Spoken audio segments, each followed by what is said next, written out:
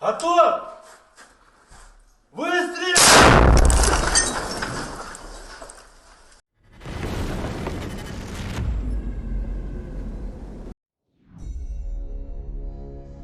A Russian soldier has raised concerns about the situation he's facing in Andriivka, Donetsk region, citing a lack of proper equipment and air support.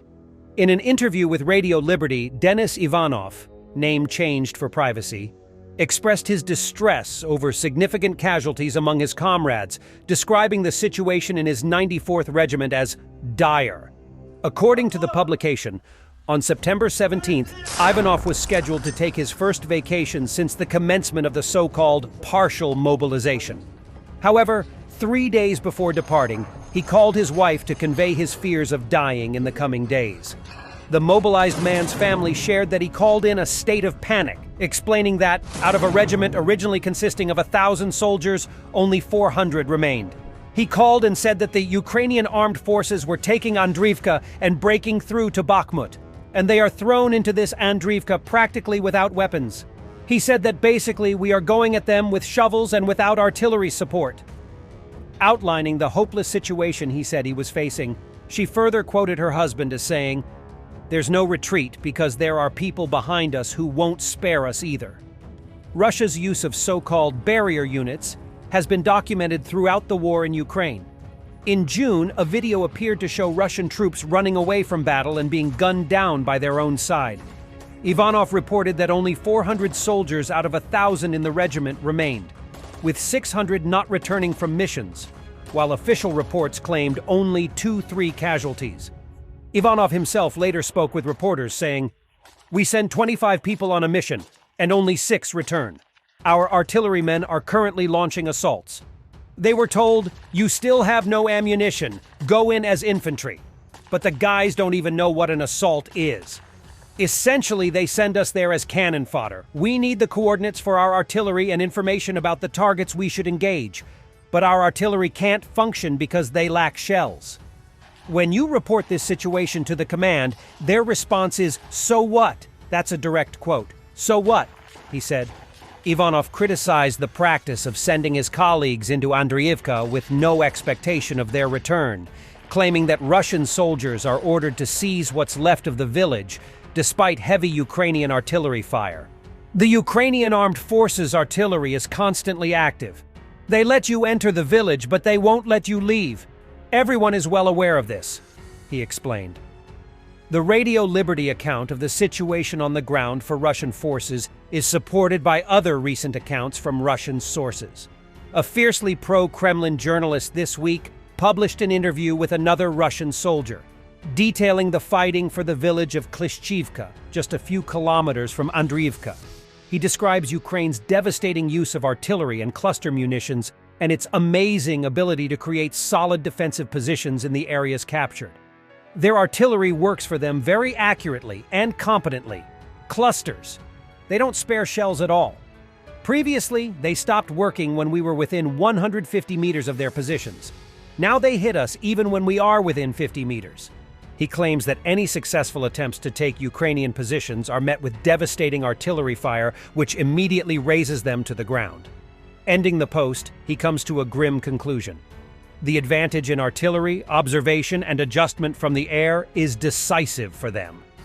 And last week, a Russian politician wrote an extraordinarily frank account of the situation, detailing multiple shifts in Ukrainian counteroffensive tactics that Moscow's forces are struggling to fight back against. In the first part of the post, Andrei Gurulyov, a State Duma member and former deputy military commander, claims the armed forces of Ukraine have begun to overcome obstacles like vast Russian minefields that bogged down the first few months of Ukrainian counteroffensive. "The enemy has learned to work through our very well-made minefields," he said. "They competently clear them of mines using artillery fire and using mine rollers."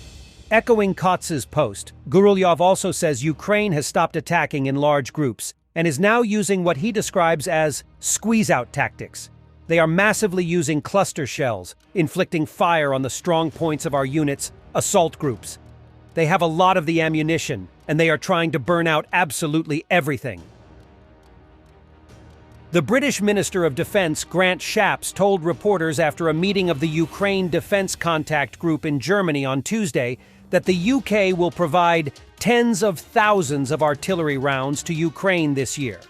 Shapps added that the British are also planning in the coming months to send the types of long-range missiles that NATO has been hesitant to provide Ukraine for fear of provocative strikes on Russian territory.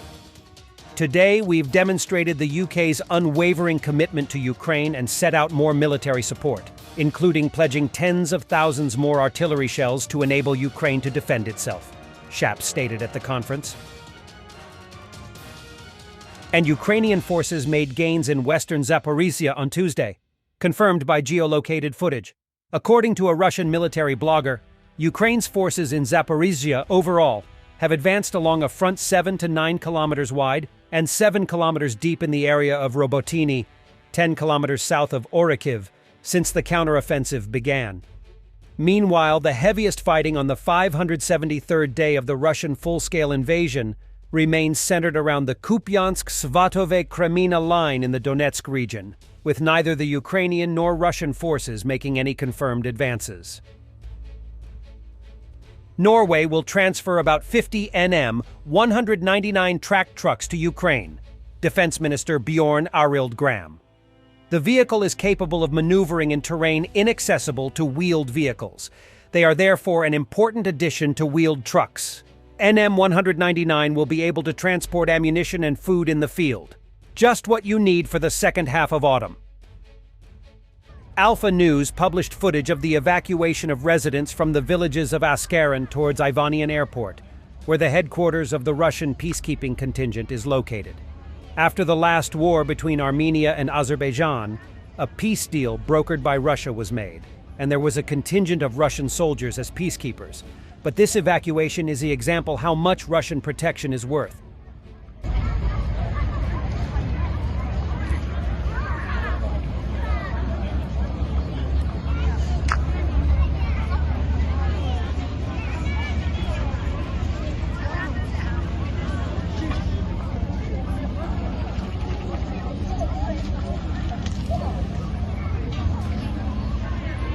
And more. Even a Russian military base has been destroyed by Azerbaijani shelling in the Karabakh region. That means that the failed war in Ukraine has destroyed Russian military reputation, and simply no one is afraid of Russia anymore, since they saw their weakness and incompetence.